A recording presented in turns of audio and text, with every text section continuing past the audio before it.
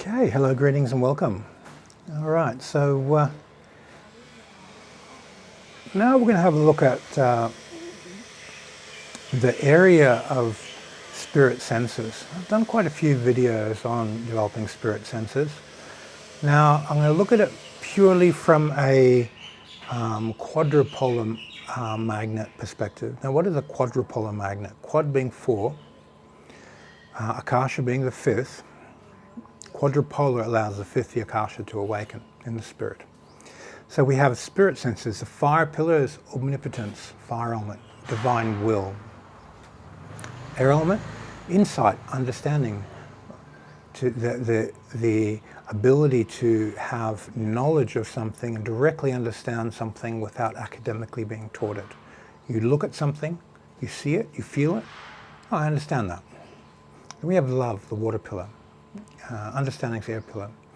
And the water pillar it starts with holding a baby. It's from this very, very fundamental maternal genetic protection type of quality, where you pick up a baby, you grab the baby, you pull, all your joints slightly, but your protective chi around the baby. You love the baby.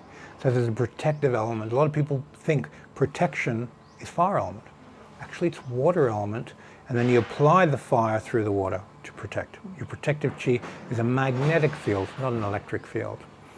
Okay, so this protective chi, hold the baby. You pick the baby up.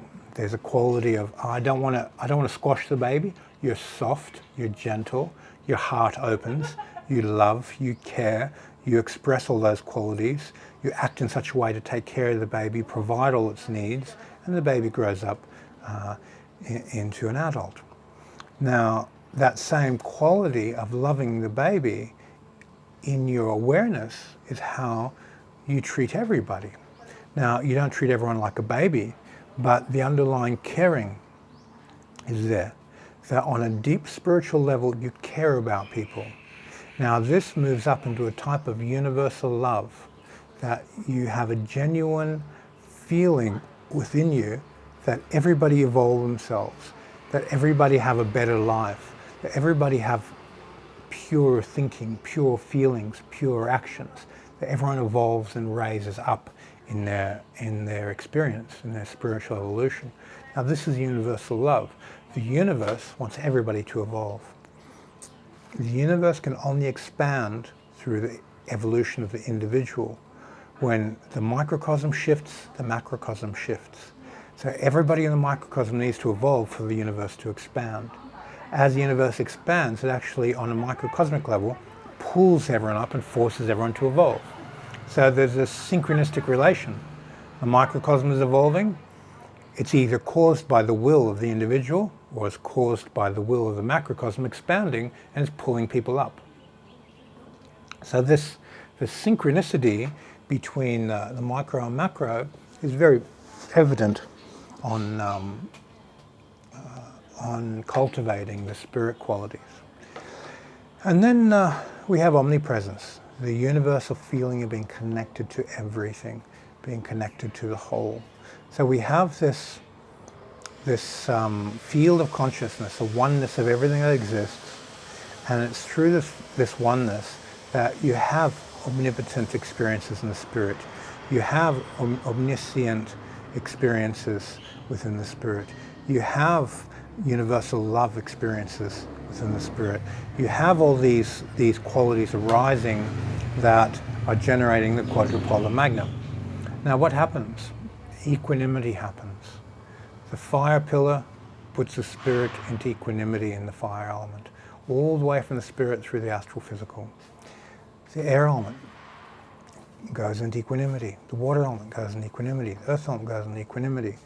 Time releases, space releases. Mind touches infinity. You breathe that infinity in and out, and before you know it, you're in Akasha. So the quadrupolar magnet awakens the 5th quality. So this 5th quality, this Akasha quality, is the stillness which enhances omnipotence, omniscience, love, omnipresence, and so forth. All these 4 qualities elevate and rise themselves through elevate and rise themselves through Akasha. So you train Akasha, omnipotence gets stronger. You train omnipotence and willpower, your Akasha gets stronger. Akasha gets stronger, will get stronger.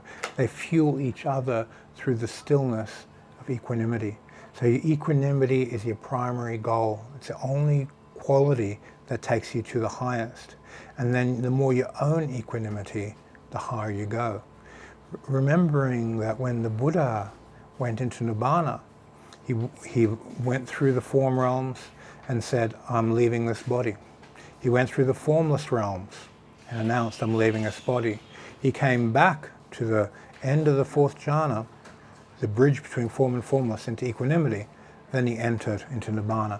He didn't go to the top of the formless scale and leave from there, because that's furthest away from Nibbana. So it's not a linear scale. But what happens if you train the formless, you can put form into equanimity, so you get to Nibbana. So the quadrupolar magnet is a type of psychology. It's a mystical method of generating equanimity to touch non-dual light states and work towards the highest. So this quadrupolar magnet in Hermetics is a very fundamental psychology. The physical element relationships, the astral element relationships, the mental element relationships, the Akashic element relationships to touch divinity. And it's a very, very clearly structured system that says man was created in the image of God. He was created from the elements, and through the elements he touches God. And God is not something outside of himself. The image of God is, we're a vibrational match to God. We have the tuning fork of God at the essence of spirit. And by working on the quadrupolar magnet through Akasha, you touch that through equanimity. Remember, God is dual. It has its coming into form creative, and it's going out of form nibbanic. So nibbana is beyond cause and effect. When you're in the non-dual light state of light seeking to come into form, there's a flux point. One goes formlessly, I shouldn't say formlessly, it pulls out of the creative framework, and the other side of the flux point of non-dual light pushes into form to create new things. So when you're working with non-dual light, you're going to find there's this equanimity with non-dual light. One goes towards nibbana, and the other one becomes a creator, becomes a God. And this is where a lot of yogis and high-level practitioners use their path of service. They let that light come into form, and they want to express high-frequency, godlike qualities inside a form through their particular religious structures and teachings and so forth as a path of service. If within the system there is a stage in which you have to let go of the system, become formless, it's a genuine, true method of initiation. If there is no way of letting go of the system within the system, then it is a fraudulent initiation system. So you need to look at that. There's always a halfway point in the system where you have to let go of everything, and you have to formlessly work from that point onwards. Okay, so the quadrupolar magnet is really a psychological, a physical, a psychological, a mental, a spiritual, and akashic way of viewing your practice and guiding you to touch God.